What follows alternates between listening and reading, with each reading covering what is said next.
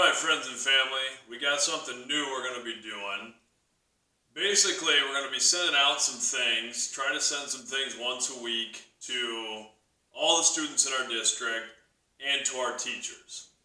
For those of you who have me in class, you know that we like to do a lot of things focusing on life skills that extend beyond the classroom.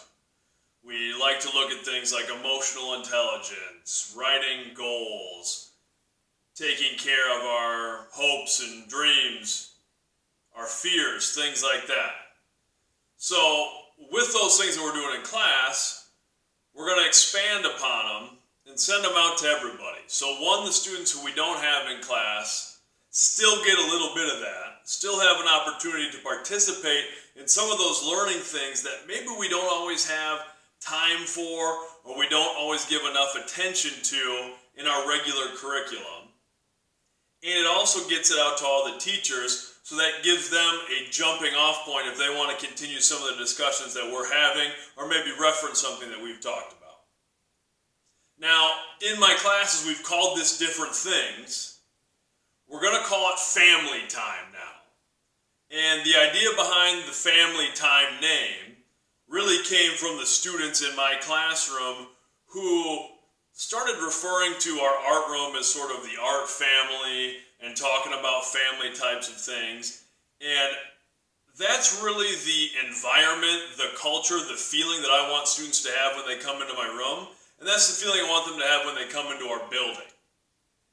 My favorite memories, my favorite moments in my entire life have been those sort of communal experiences with my family, sitting around the dinner table when I was growing up, around my brothers and my parents. Now that I'm a father, sitting around the dinner table with my kids. It was sitting around the table with my friends and teammates in college. It was sitting around the campfire with friends. Those moments where you feel entirely comfortable being yourself, you feel that there's people who care about you, and you can talk about things in a way that's open and safe and enjoyable. So that's what we're calling it. The other reason is, if my years in education have taught me anything, it's that not everybody has that.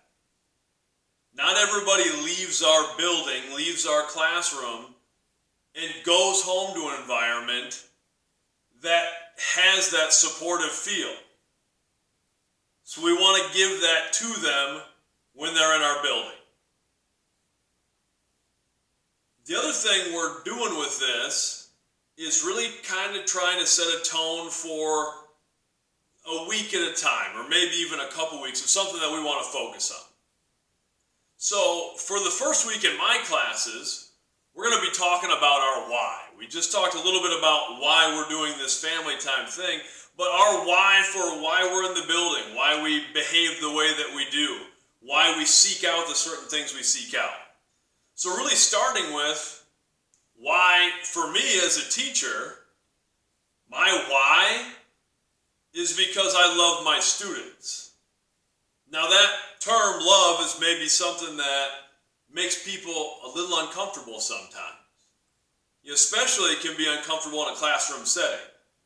And I think it's really important to make sure that there are professional boundaries between teachers and students.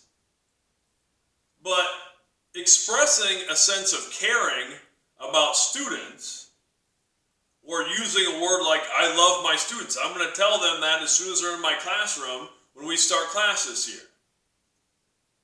That doesn't mean breaking down that professional barrier. If anything, it can be the opposite. A state of loving, one of the ways that we show people we love and care about them is by giving them boundaries, by giving them guidelines, but by being that constant presence in their life. It's like parenting with our kids. With our own children as parents, we have to set boundaries. We can't make everything fun and easy on them, because if we love them, we do what's best for them, even if it's hard. That's why I make that my why.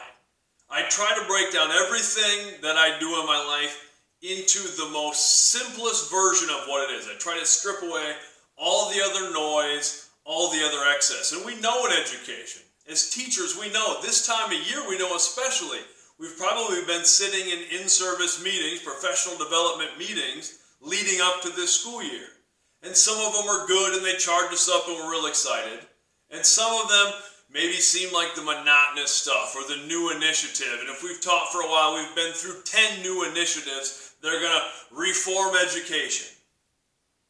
And those things get to be a little monotonous or a little trying. But if we can answer our why, if we can strip away all those other things and get down to the one core thing that drives us, it makes everything else easier. It makes all of our decisions that much simpler, and it makes those other things that we have to do, that maybe we wouldn't seek out, that maybe aren't our favorite, more tolerable, or we're able to see the little bit of benefit in those things because we're secure in our why. So to me, I boil it down to, I love my students. If I can boil it down to that, everything else becomes easy. Because then I can focus on what do these students really need? Where do I need to push these students? And it's not perfect. We're never going to be perfect, even when we know our why. That's another reason I pick loving my students as a why, because love is an imperfect thing. It can mean a lot of different things. We love a lot of things in a lot of different ways. We love our children one way. We love parents another way. We love friends in one way. We love a pet. We love food in a certain way. And love is an imperfect, ongoing thing. Again, back to parenting. I know as a parent, I make mistakes all the time. I do the same thing as a teacher and a coach. Constantly I make mistakes. But if I'm motivated for that love of my students, of my athletes, of the things that I do, of the profession of teaching, it's not so hard to keep pushing and want to get better and improve. And that's part of why we're doing this too. There's always something more that we can be doing.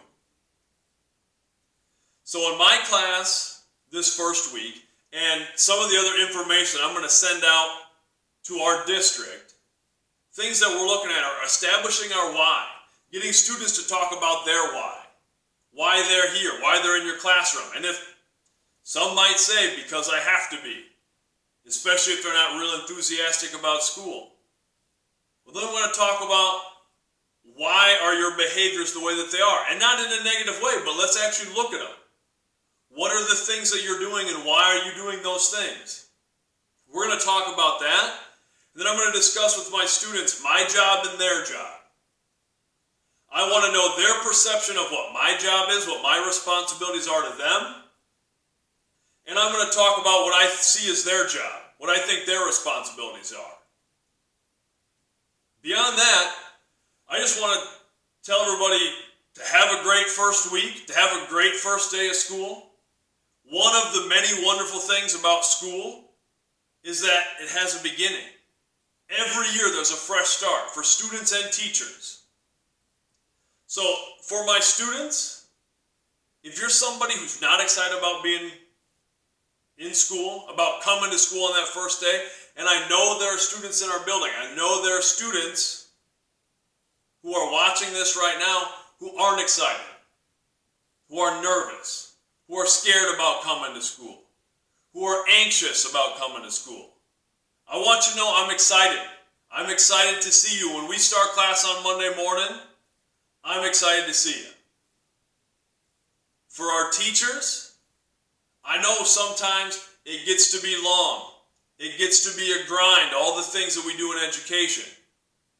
There's the new initiatives, and there's standards, and there's things we need to meet, and we're trying to meet the needs of all of these students who are individual people. We're trying to meet all of their individual needs.